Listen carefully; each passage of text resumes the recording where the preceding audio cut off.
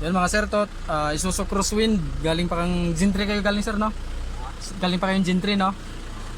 Isuzu Crosswind mga sir, galing pa kang Gentry sila ni sir. Bali yan, blackout issue yung panel gauge niya. Pero minsan naman sir nagana. Minsan daw nagana, tapos madalas talaga sir ganito blackout.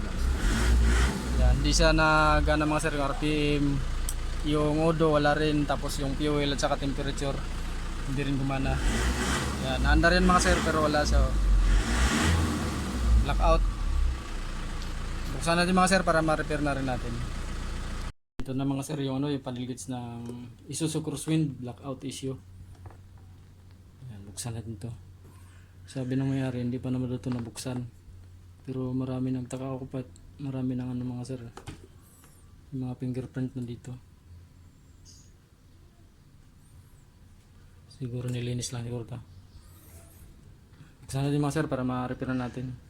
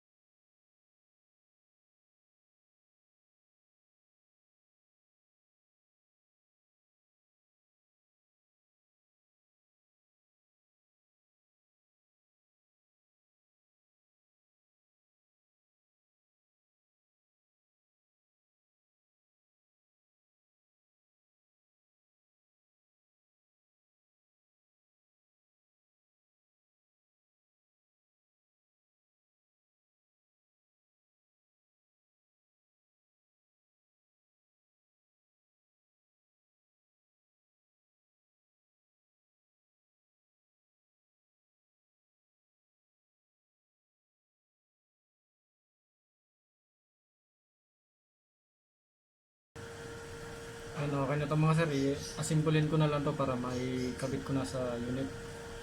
Kasi testing na. Kasi meron pang isang naghintay, Innova. Yan, okay na mga sir, yung yung panel gauge ng Isuzu Crosswind. Yan, yung galing Gentry. Blackout issue mga sir ngayon, okay na siya. Yan, under na siya, yung RPM okay na, yung odo meron na, tapos yung temperature okay na. Yung fuel yan, marami talagang gas si sir kasi nagpakarga daw sila. Takot sila ni sir eh. Yan. Talaga, mahirap. Okay na mga sir. Lagi akong port niya. Si sir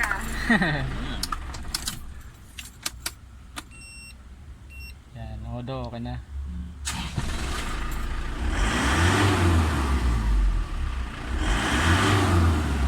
Okay na mga sir, maraming salamat.